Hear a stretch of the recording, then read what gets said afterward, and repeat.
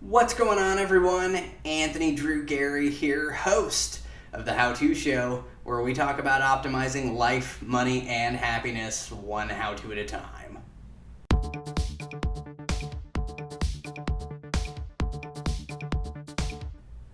For this episode, let's start out with a little bit of a role play, inspired by Schitt's Creek. Because my wife and I have been watching the first season. I know we're way behind on our shows, but hear me out. Let's say that you're in a scenario like that where you were once upon a time really high on your luck, high on your money, and it all came crashing down to the point where you had to borrow the family vehicle from the mayor of your little podunk town. It's not the best scenario, but it's the one you find yourself in. But it doesn't have to be that way.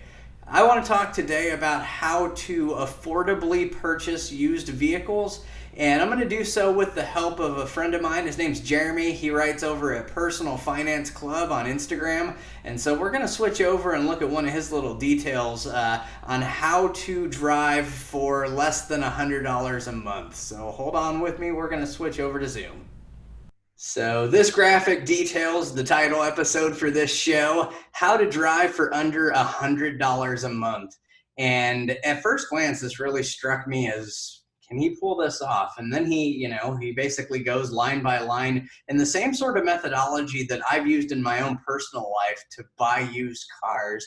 It's basically by buying a car for cash, drive it for a set amount of time, sell it when you're done with it, budget a little bit of money for maintenance, and this is how you set yourself up for a winning combination with money and with cars. So, for example, what he laid out here is, the cars that were available in his market for under $5,000, and he lives in San Diego, so that's a higher cost of living area than most of the country.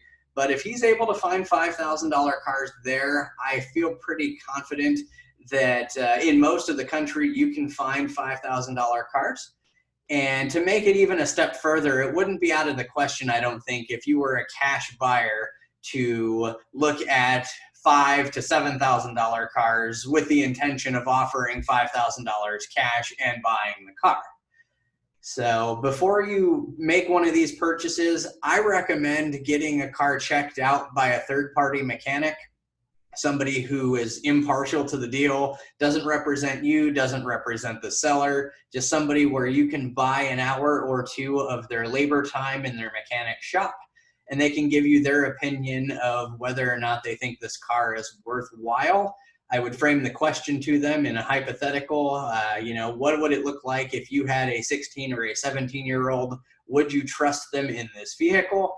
And I would only go forward on a deal if you could get a resounding yes from the mechanic in that situation. So let's carry this out. Let's assume you buy one of these $5,000 cars. You drive it for 5 years. You pay cash for it. And after 5 years is up, you sell the car for roughly $2,500. And when you do this, you set yourself up in such a way that for the most part, any running car has some level of value left in it. And if you do a good job with your marketing, take good pictures, make sure the car is really thoroughly cleaned out, it's not out of the question that you can sell that used car for $2,500 when you're done. So during that 5 years, you are going to have things that wear and tear and break down. They're throwing in a monthly budget of $50 for maintenance. And so that's, roughly $600 a year. You'll have in some level or another of opportunity for things to go wrong. That's built into the equation. And so if you buy a car for $5,000, you sell it for $2,500, you spend $50 on maintenance every month, your round number total cost of ownership for that car is only $92 a month. And so when you see the TV commercials this holiday season suggesting this will be a December to remember, or whatever it looks like, because you made an irrational decision and you bought a $40,000 vehicle just because it's December, this video can be the voice of reason to suggest it doesn't have to be that way. And so, maybe you use these numbers, maybe you double all these numbers, and you look at $10,000 vehicles that you try to sell for $5,000. And in that scenario, your true cost of ownership wouldn't be 92, it might be somewhere in the 180. but that's still probably a better scenario than going after a brand new car that's going to lose a lot of its value as soon as it's driven off the lot. Another way to think about this is in the sense that the requirements for car insurance change whether you're in one of those December to Remember vehicles or if you're in a vehicle that you own free and clear that you paid cash for.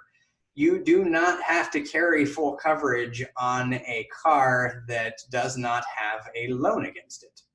So if you're buying $5,000 cars, it may make sense to just be a self-insurer.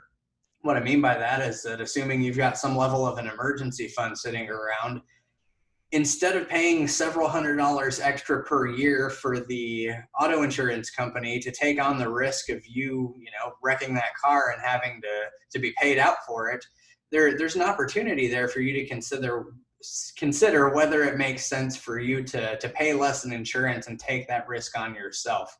If you're a good driver, if you're a safe driver, if you live in areas where car accidents aren't that prevalent or frequent, these are things that you can consider. And so you start to add all of these different things together, and there are opportunities here to spend significantly less on automobile coverage, such that you don't have to be the situation from Schitt's Creek and the Rose family no longer has to go out and get the mayor's vehicle every time they need to make a trip. That is going to bring this episode of the show to a close. Hopefully you can find yourself in a scenario where you can get yourself into an affordable used car that doesn't end up breaking the bank, costing you an arm and a leg, or create a situation where the opportunity cost of owning that car represents tens, thousands, hundreds of thousands of dollars over the next several years. So if you think there's anybody that'll get value from this episode, please share it with them. High schoolers, college students, folks who are looking to buy a car for the first time are great candidates here. So share the video with them. Hit the like button to let other people know this is a video worth watching. I, of course, think this is a video worth watching, and I think you do too. As always, this episode will also be transcribed in the audio version for the how-to show on your podcast player of choice. So if you know somebody that checks out podcasts more than YouTube channels, you can share this with them.